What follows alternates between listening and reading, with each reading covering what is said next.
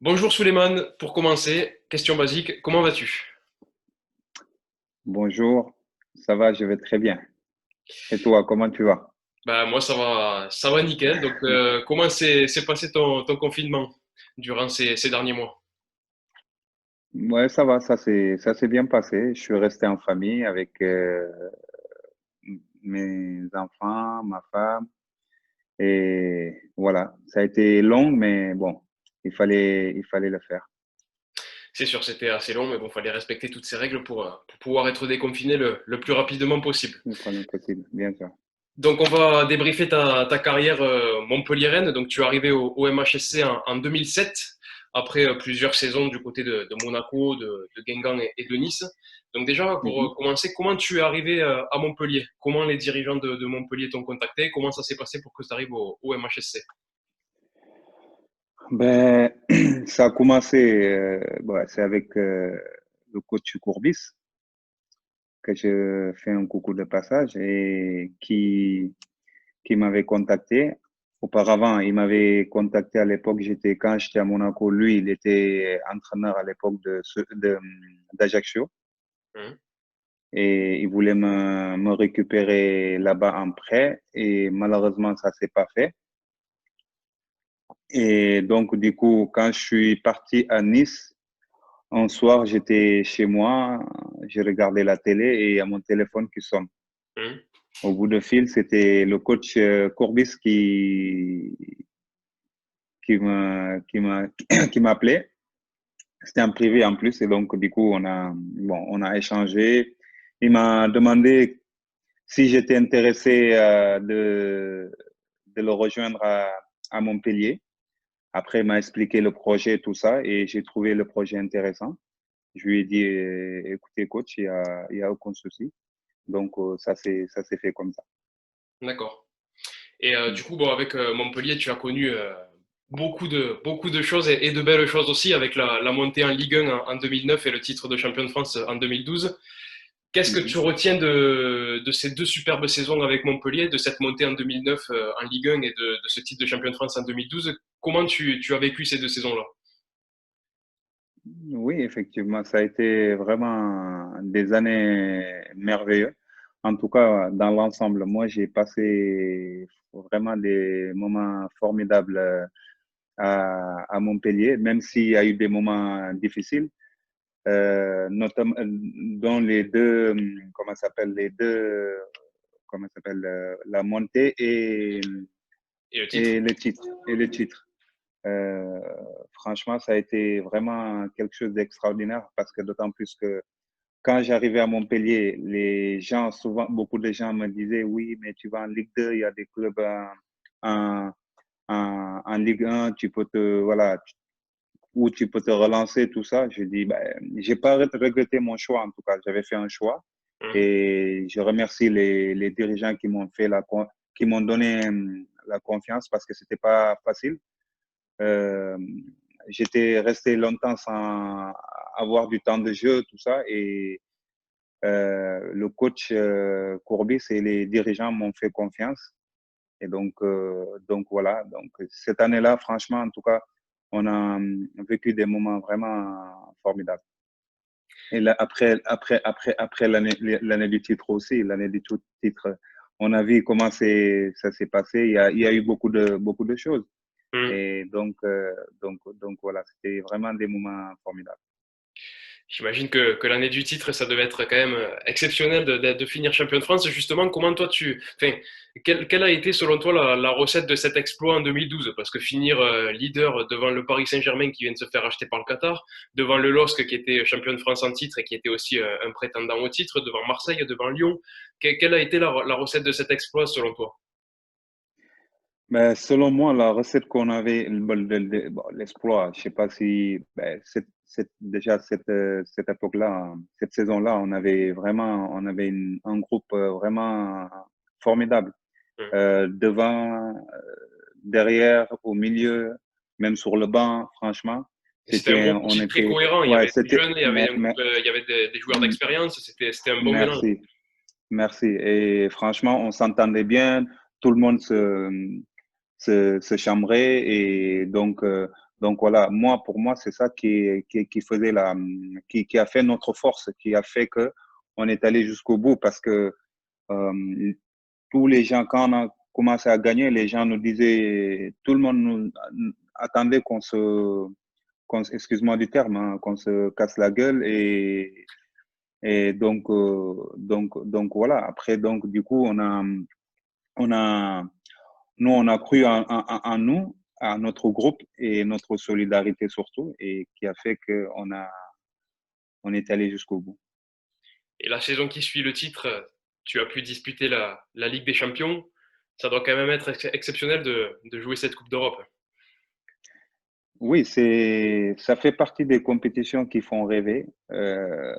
J'ai rêvé de la jouer, et ça, avec la Coupe du Monde, ça fait partie des grandes compétitions que un joueur de football aimerait jouer. J'ai eu la chance de le jouer, c'est vrai. C'est le Graal pour un Et c'est vrai. footballeur. Pardon? C'est le Graal pour un footballeur. C'est Exactement. Et donc, j'ai eu la chance de vivre ça. Et donc, c'est vraiment quelque chose de formidable. Que retiens-tu justement de cette expérience en Ligue des Champions? Qu'est-ce que tu retiens sur le point personnel aussi? Sur toi, qu'est-ce que ça t'a apporté cette expérience en Ligue des Champions? Ben, ça m'a apporté de la maturité surtout, et aussi de prendre conscience, euh, dans ce niveau-là, le moindre erreur, tu le payes cash. Hum. Ben, on l'a vu notamment sur les matchs contre Arsenal et contre Olympiakos.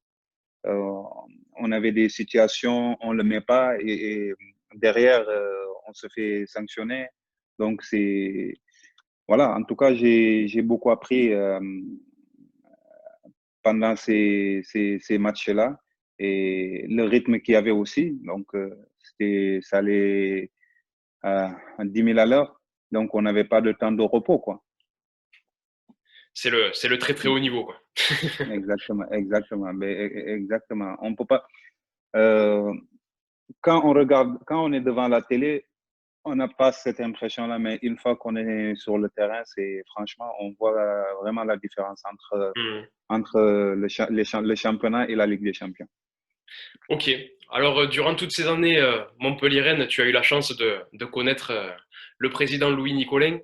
Quelle était Mhm. ta relation avec le patron de Montpellier? C'était une relation simple et franchement, bon, simple et particulière en même temps, parce que euh, il le disait à tout le monde qu'il m'appréciait beaucoup, et comme moi, je l'appréciais beaucoup, comme voilà, comme la famille Nicolin. Et donc, vraiment, c'était moi, ce que j'aimais chez lui, c'est que c'était quelqu'un, quand il avait quelque chose à dire, il le disait. Voilà, c'est sûr qu'il Et épargne il personne. se cachait pas. Voilà. Et donc, même si on sait que euh, derrière, euh, il a toujours des mots sympas. Donc, c'était quelqu'un de vraiment, c'était un papa, en fait. C'était notre papa, en tout cas. Et donc voilà, pour nous, en tout cas, il fait partie des présidents qui m'ont vraiment marqué. Hum. Donc, je ne l'oublierai jamais. Et donc, ma famille et moi, et vraiment, c'est vraiment quelqu'un d'exceptionnel, en tout cas. D'accord. Et quelqu'un qui a été très important aussi dans ta Hum. carrière, j'imagine. Ben oui, c'est sûr, bien sûr. Tu aurais une petite anecdote à nous raconter sur Loulou? Bon, sur France Bleu Héros, l'autre jour, tu as raconté l'anecdote du Paquito après le titre là, au match Saint-Gabriel qui s'était jeté sur les joueurs pour faire le Paquito et tout ça. Est-ce que tu aurais aussi une autre anecdote à nous raconter sur Louis Nicolin? Une autre anecdote, c'est un match qu'on avait perdu, je crois. Et je crois que c'était à Vannes, en Ligue 2, c'était. Et c'était la première fois que je le voyais vraiment s'énerver.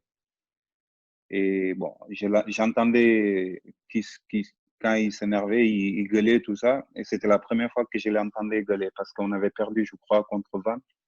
Et là, il nous avait vraiment, bon, il nous a dit les choses, en tout cas. Et moi, Ça t'a ça m'a marqué. marqué. Voilà, ça m'a marqué. Donc après, il y a plein d'anecdotes. Il y a celui-là. Et, et voilà, quoi, en tout cas. D'accord. Là, c'était la première fois que tu le Mm. voyais s'énerver, tu te disais ah oui, quand même. Ouais, justement, je me suis. Bon, quand je suis arrivé, franchement, c'est toujours la bise, comment ça va, c'est tout le temps en train avec le sourire, tout ça. Mais là, c'était la première fois que je le voyais s'énerver, mais vraiment. Et donc, euh, donc voilà. En tout cas, voilà, c'était quelqu'un de vraiment formidable. Pour ma famille, en tout cas, je pense que pour comme tous les joueurs, il aimait ses joueurs. C'était quelqu'un qui aimait vraiment ses joueurs. Et à chaque fois, quand il y avait quelque chose, bon, on le voyait.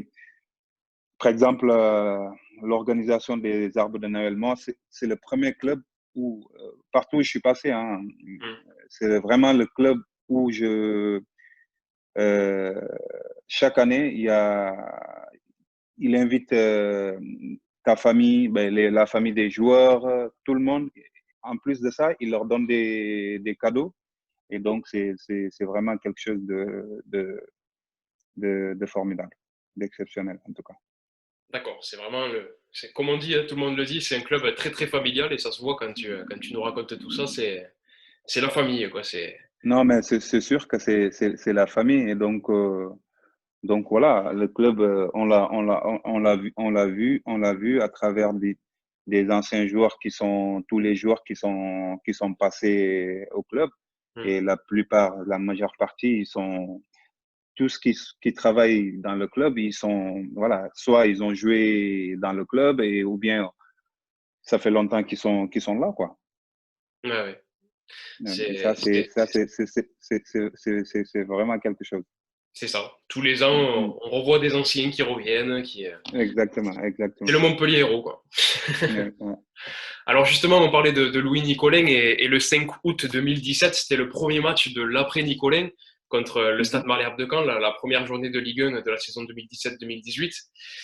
Et c'est toi qui as inscrit l'unique but de Montpellier face à Caen. J'imagine que tu as dû ressentir une énorme émotion à ce moment-là parce que tu inscrivais le premier but de l'après-Nicolin, surtout que juste après, il y avait l'hommage à Loulou. Donc j'imagine que ça a dû être une grosse émotion pour toi.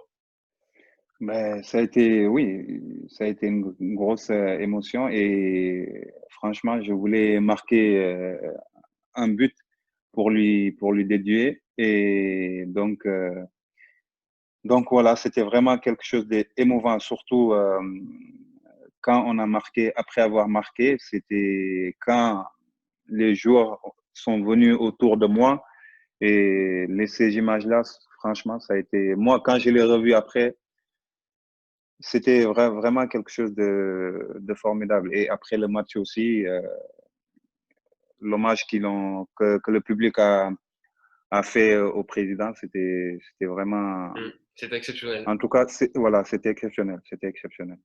Ouais. Et c'était très, très, très émouvant parce que c'est vrai que Loulou, c'était quand même. C'était quelqu'un. C'était pas Ben, n'importe qui. c'est sûr que c'était pas n'importe qui. Et moi, quand ils ont annoncé son décès, que ce soit au Sénégal, partout dans le monde, tous ceux que je connais, hein, j'ai eu pas mal de messages Mm. et donc il y en a beaucoup qui m'ont envoyé des messages et franchement, euh, ce qu'ils aimaient, ils le connaissaient pas. Hein. Juste ce qu'ils voyaient à la télé, ils disaient que c'était vraiment quelqu'un d'entier, c'est-à-dire il avait envie de dire quelque chose, il le disait il avait un franc parler en fait. Donc voilà. Et une fois, quand je leur disais à chaque fois comment il était avec nous, tout ça, et il a encore il appréciait encore plus. Mm. Mais Donc, déjà, c'est sûr que rien donc que de voilà. le voir à la télé, même sans le connaître, tu voyais que c'était quand même, c'était un beau personnage.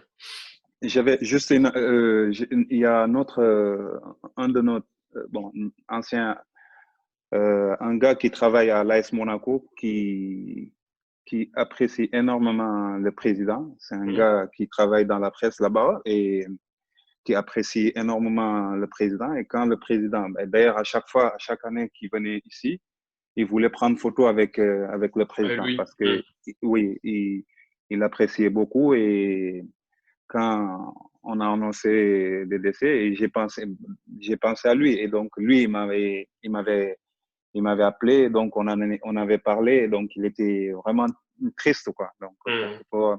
pour te dire, c'est quelqu'un que il y a beaucoup de gens appréciés, en fait.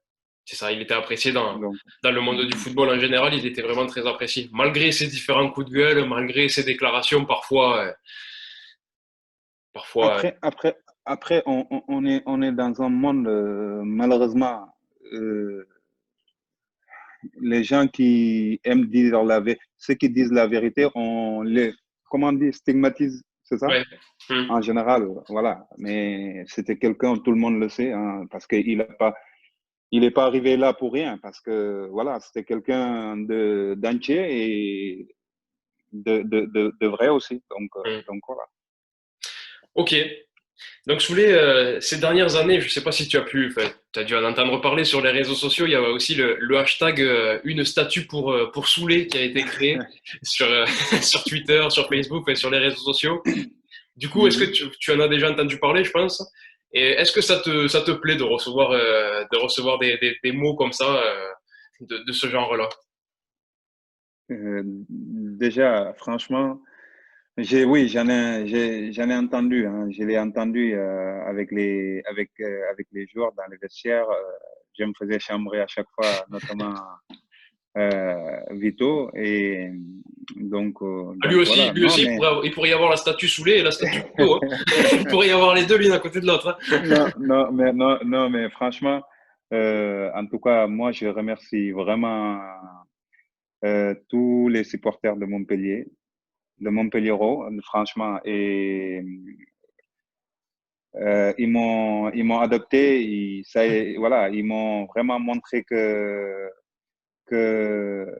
ils ont toujours été avec moi dans des moments difficiles, dans des moments vraiment de bonheur, tout ça.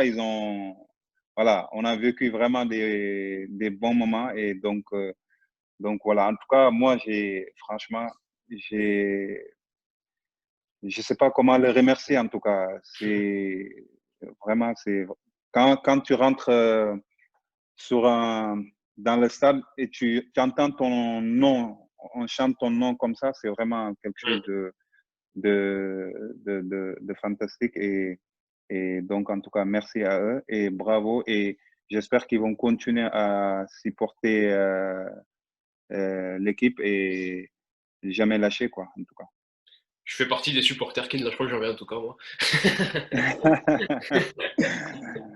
cas. Mais en tout cas, ouais. Après, au niveau statut, moi, bon, après, d'autant plus que dans euh, ça, on me l'a dit, mais franchement, on est bien comme ça. Déjà, on me voit comme ça, c'est bien, c'est mieux. Mais C'est mieux que les statuts. t'imagines le nouveau stade arrive, donc le stade Louis Nicolet, et juste à Mhm. côté, la statue Souley. Non. Non, mais bon, après, bon, après, c'est autre chose. Je suis quelqu'un tout le monde le sait, je suis un musulman, un croyant et un pratiquant aussi. Donc, euh, on sait que dans notre religion, ça, c'est pas autorisé. Donc, c'est pour ça, si jamais ça allait se faire, même si je prétends pas à demander avoir un statut, tu vois. Donc, non, mais c'est mieux comme ça. En tout cas, voilà, ça montre tout l'amour que les supporters t'envoient et ont envers toi en montrant tous ces mots-là. Et d'ailleurs, en parlant de surnom, il y a aussi un autre surnom qui t'est accordé dans le milieu du football. Je crois que ça te plaît pas forcément, ce surnom-là, c'est le super sub.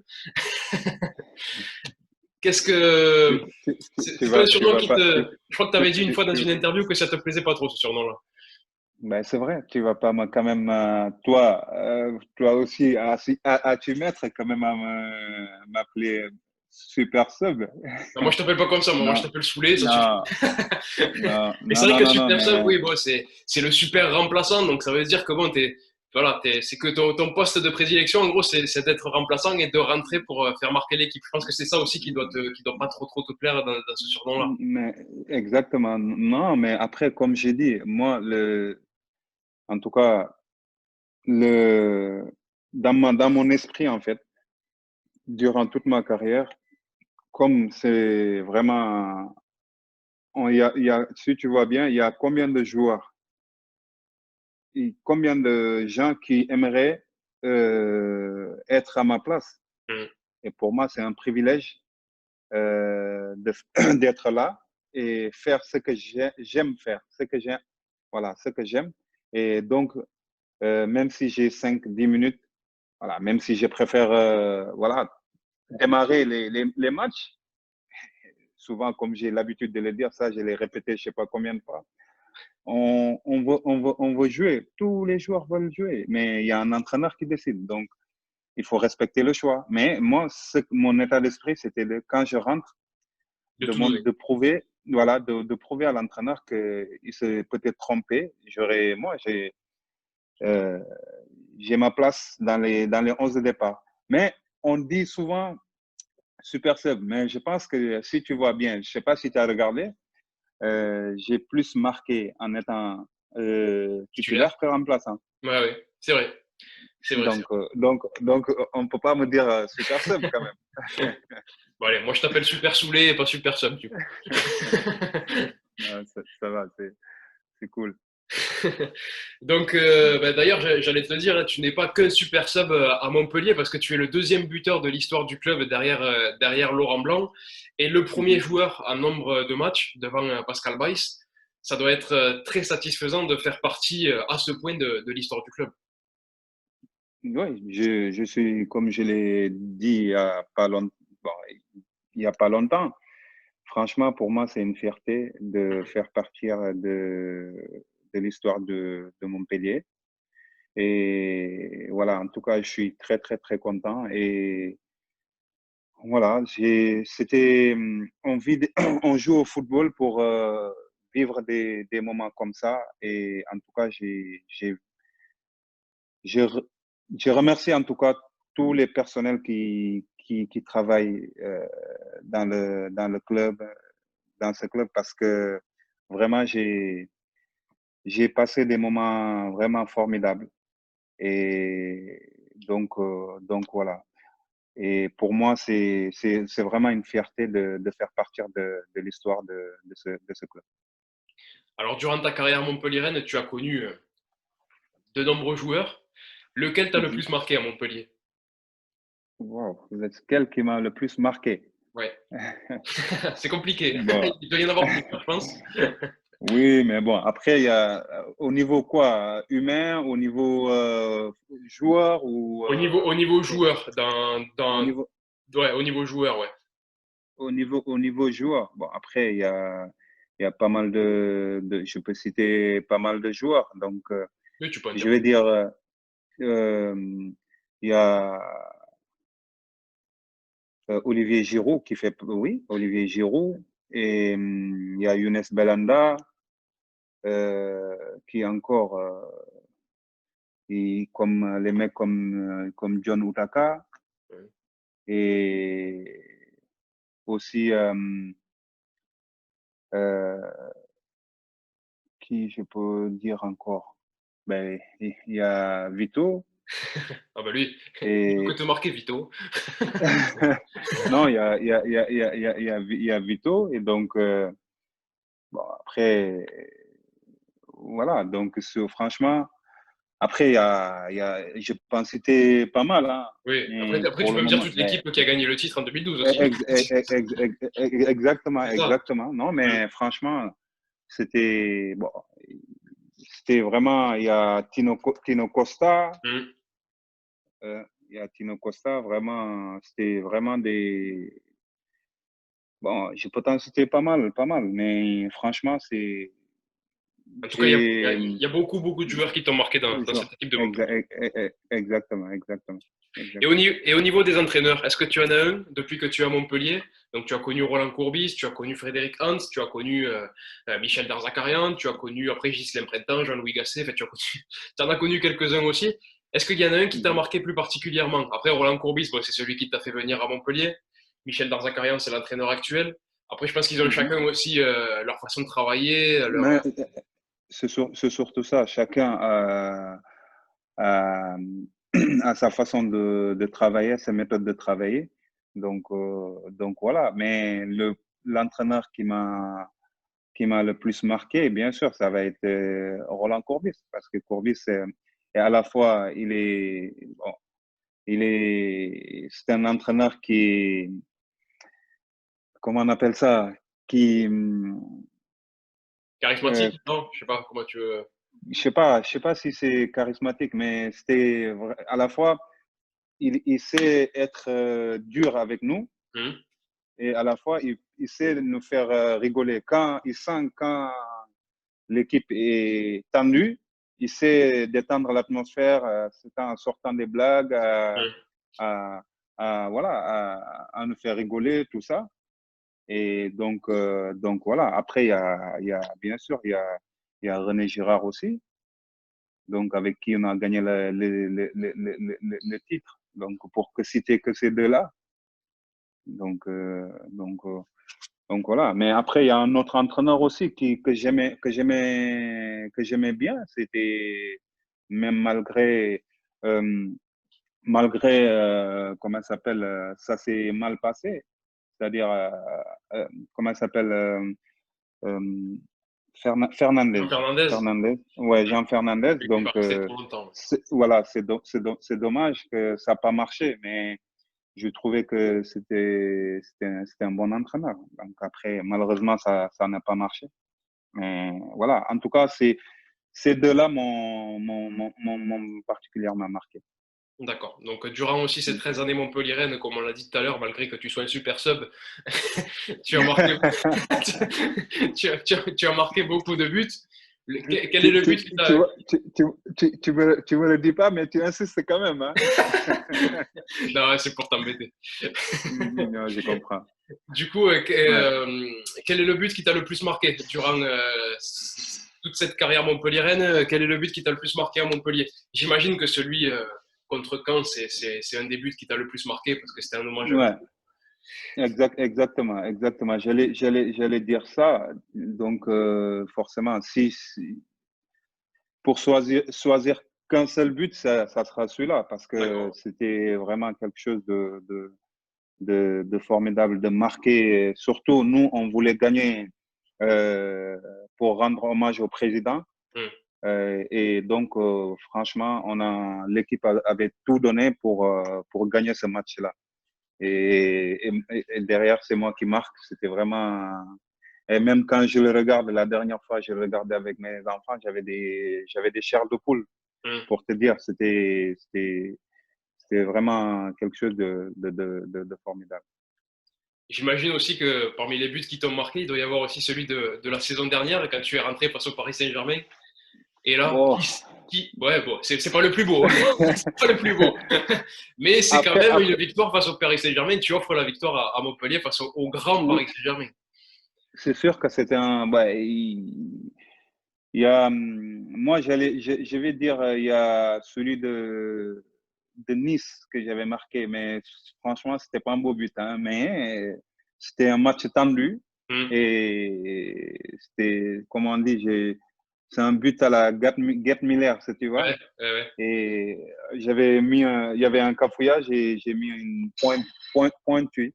Hmm. Parce que pourquoi souvent je dis ce but-là parce que c'était vraiment un match vraiment serré, c'était tendu. Et donc, avec Nice, et à la dernière minute, je crois, et je marque le but de la victoire. Mmh. Et je pourrais citer aussi celui de Toulouse Mmh.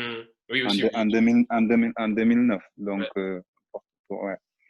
Il y en a Donc quelques-uns. voilà. C'est vrai que celui de Paris aussi, quand Ouais. même, c'est vraiment pas le plus beau, C'est mais vrai, il était important quand il même. était important. Ouais, C'est c'est ça. clair il était important. Il était important et comme là, hein, il y avait 2-2, c'était, voilà, le match Mmh. était tendu et voilà, marqué à la dernière minute comme ça, franchement, c'est quelque chose de, surtout quand on marque et on entend le public sauter et donner des joies, franchement, c'est quelque chose de formidable. Du coup, là, tu as vraiment réussi ton rôle de super sub, hein. Ah bon, tu continues encore, mais écoute, Il va raccrocher. mais, Il va pas finir non, l'interview. non, mais bon, après, comme j'ai l'habitude de le dire, au lieu de m'énerver, même si, oui, même si je suis pas content quand je suis sur le banc, mais pour montrer que je suis pas content, c'était ma façon de m'exprimer que j'étais pas content d'être sur le banc. Et donc voilà, c'était juste ma façon de faire. Chacun sa façon de faire. Il y en a qui montrent qu'ils sont, voilà, ils sont pas contents, tout ça, mais moi, c'était ma façon de le montrer. Mmh. Mm. Ok, bon ben durant la saison, bon, la saison 2019-2020 n'a malheureusement pas été, enfin, ne s'est malheureusement pas terminée. Mais comment tu Mhm. résumerais ta saison, enfin, sur le point personnel et aussi sur le point collectif? Comment tu résumerais la saison du Montpellier Hérault, la saison 2019-2020, malgré qu'elle ne soit pas terminée? Ben, après ma saison personnelle, résume, j'étais juste déçu que bah, j'ai pas eu la chance d'avoir un peu plus Ton jeu, de temps de jeu. Donc, bon, comme je l'ai dit encore une fois, c'est le choix du coach. du coach et ça, je respecte. Et après, collectivement, franchement, je pense qu'on était en train de faire une belle saison. Et voilà, dommage que ça s'est arrêté, c'est comme ça. Mais bon, ça fait partie de la vie et il faut faire avec, hein. Donc voilà, le plus important, c'est la santé avant tout. C'est Et ça. donc, voilà. Donc, on l'a vu, il y en a malheureusement qui nous ont quittés. Je pense à Guy, par exemple, que j'appréciais beaucoup aussi. Et donc voilà, et je profite de l'occasion à dire toutes nos condoléances à sa famille. Et donc voilà. En tout cas, c'était, je pense qu'on était en train de faire une belle saison. Tu parlais de Guy, mais il y a aussi Junior qui a été touché. Il s'en est Mhm. sorti. Il s'est bien combattu. D'ailleurs, tu as un petit message à adresser à Junior. Voilà, maintenant, il va mieux. On a vu qu'il était en interview la semaine dernière aussi. Donc, est-ce que tu as un petit message à lui adresser à Junior?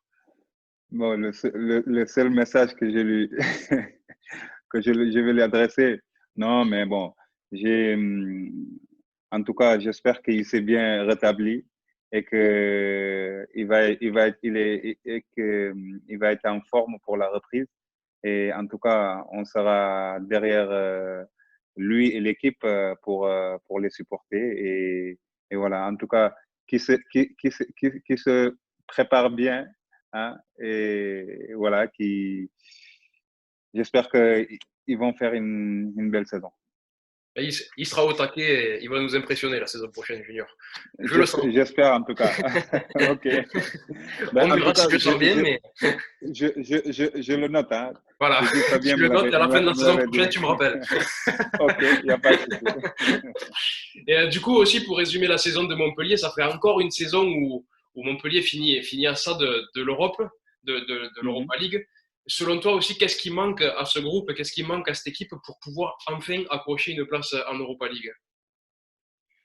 Euh, ce qui manque, bon, il n'y a pas grand-chose, hein. C'est juste être tueur au moment où on a l'occasion de tuer. Et je trouve que sur certains matchs, on aurait pu l'emporter et certains matchs, quand on fait des matchs nuls, euh, on a l'opportunité de les gagner. Et donc, c'est juste ça. Si on arrive à corriger ça, si on arrive à faire ça, les Mm. matchs qu'on doit gagner, on les gagne, que ce soit à domicile, à l'extérieur. Franchement, après, il y a rien à dire. On a vraiment un groupe formidable. Et donc, ça rigole bien. Il y a une bonne ambiance. Donc voilà. Et c'est juste ça qui nous manque, c'est-à-dire par moment être tueur. Mm. Et voilà, on sait que dans ce métier, notamment, comme on parlait tout à l'heure de la Ligue des Champions, la différence, c'est ça en fait. Avec la Ligue des Champions, quand tu as des occasions et tu ne le mets pas, et derrière, les autres équipes, dès qu'ils ont l'opportunité, Mm. ils, euh, ils, Il ils marque. le concrétisent. Voilà, donc c'est ça en fait. C'est ça. Et d'ailleurs, sur cette saison-là, parce que ça a été compliqué, surtout à l'extérieur, parce que il y a eu pratiquement, c'était une saison quasi parfaite, on va dire, à domicile, et une saison très très très compliquée à l'extérieur. Comment tu expliques aussi cette différence qu'il y a eu cette saison-là, 2019-2020, de faire de si bons matchs à domicile, des gros gros matchs, et puis à l'extérieur de se planter quasiment à chaque match? Comment tu l'expliques ça? Est-ce que je peux te poser une question? Vas-y. Est-ce que si je le savais, si je savais pourquoi ça, je l'aurais pas dit au groupe, par exemple, pour aider le groupe à, le- à gagner. Non, mais bon, comme tu dis, franchement, c'était un peu bizarre, franchement. À domicile, on faisait des matchs, mais vraiment, c'était des matchs, des bons matchs. Mm. Et à l'extérieur, on ne faisait pas forcément des mauvais matchs, hein, mais comme je l'ai dit tout à l'heure, Ah, il manquait aussi on, on, il manquait ce truc mais quand, pour, quand je parlais de tuer par moment, c'est ça en fait. mm, On avait des opportunités c'est ça. on, pour gagner des matchs, mais malheureusement, soit on fait match nul ou bien on le perd. Et Mm. donc, c'est ça qui a fait que on est normalement aujourd'hui, si on avait gagné, allez, 3 voire 4 matchs à l'extérieur, et là, aujourd'hui, on sera parmi les 5, voire les 4 premiers qui disputeront Mm. l'Europe. Après, c'est dommage et j'espère qu'on va apprendre de ces erreurs-là pour pouvoir faire une meilleure saison la saison prochaine. Ok. Alors, il y a quelques semaines, Laurent Nicolin Mhm, enfin, a annoncé sur le Midi Libre que tu allais arrêter ta carrière. mhm, Toi, tu ne l'as pas annoncé officiellement que tu allais arrêter ta carrière. mhm. Est-ce que aujourd'hui, tu peux dire que tu arrêtes ta carrière ou tu sais toujours pas qu'est-ce que tu vas faire ce que tu feras la saison Non, prochaine? mais moi, je l'ai déjà dit. Tu l'as pas entendu peut-être, mais je l'ai déjà dit. Ah, parce que je sais que tu as dit que tu as arrêté ta carrière avec Montpellier, mais Oui, est-ce que tu vas arrêter ta carrière oui, totale? oui, oui, mais là, effectivement, comme je l'ai dit à, à des journalistes il y a pas longtemps, que j'aurais aimé que, voilà, moi l'annoncer. Et bon, le président, comme j'ai dit, il l'a fait. Donc, c'est fait, effectivement. C'était comment ça s'appelle, dans mes réflexions de où je vais arrêter. Mais c'était de toute façon, c'était prévu que j'allais arrêter Hum. avec Montpellier cette année. Et donc, voilà. Mais comme j'ai dit, ma famille et moi, on se sent bien ici. Et c'est pas pour rien. J'ai fait toutes ces années ici. Donc, 13 je ans. l'ai pas fait pour. Voilà. Donc voilà. Et effectivement, j'ai pris la décision d'arrêter définitivement ma carrière. D'accord. donc pour passer à autre chose. Ok. Du coup, est-ce que tu vas rester sur Montpellier? Est-ce que tu es en train de discuter aussi avec Laurent Nicolin pour avoir un poste, que ce soit avec les jeunes, que ce soit un poste d'entraîneur, que ce soit. Est-ce qu'il y a des projets comme ça qui te donneraient envie au sein du club de Montpellier? Ben, moi, comme je suis quelqu'un qui aime partager depuis tout petit, on m'a toujours appris à partager.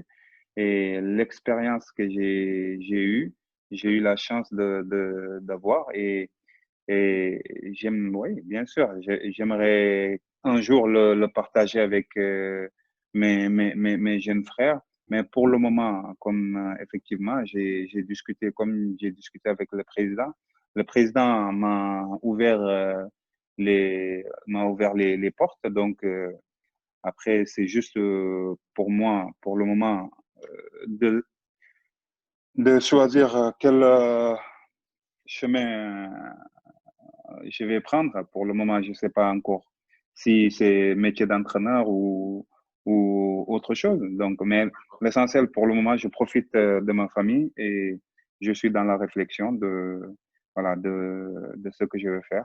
Une fois que je le saurai, je viendrai voir le président et lui en parler. Ok. Donc pour l'instant, tu n'as pas En encore tout pris cas, de décision en, concernant tout- cet avenir-là. en tout cas, je voulais le remercier déjà, lui, m'avoir donné l'opportunité de pouvoir, de pouvoir, euh, si demain j'ai décidé de faire soit entraîneur ou autre chose, de m'avoir ouvert les portes, je le remercie. Et aussi, je le remercie durant toutes ces années, la confiance qu'ils m'ont fait, ma famille et moi. On est vraiment très reconnaissant de ça. Et voilà. Et je voulais profiter aussi, en même temps, à l'occasion, comme je l'ai dit tout à l'heure, remercier tous les gens. Je ne veux pas citer de nom parce que sinon je vais Oui, tu vas en oublier. oublier. Et voilà. Et donc, tous les gens qui travaillent dans ce club, que ce soit les gens du bureau, du terrain, jusqu'aux les gens de l'école de football, de comment ça s'appelle, des écoles de football, c'est-à-dire, voilà, de formation. Et vraiment, en tout cas, j'ai rencontré vraiment des mecs sympas et formidables. Et donc voilà, en tout cas, merci beaucoup pour tout. Et voilà, c'est, c'est vraiment, en tout cas, je suis très, très, très content et fier de faire partir de porter le couleur de Montpellier. Ok. Bah, Souley, bon, pour terminer, est-ce que tu as un message à adresser aux supporters de Montpellier? Ben, message, je pense que je l'ai dit tout à l'heure, comme j'ai dit, en tout cas, merci encore une fois. Merci pour tous les soutiens qui m'ont apporté durant toute ma carrière à Montpellier.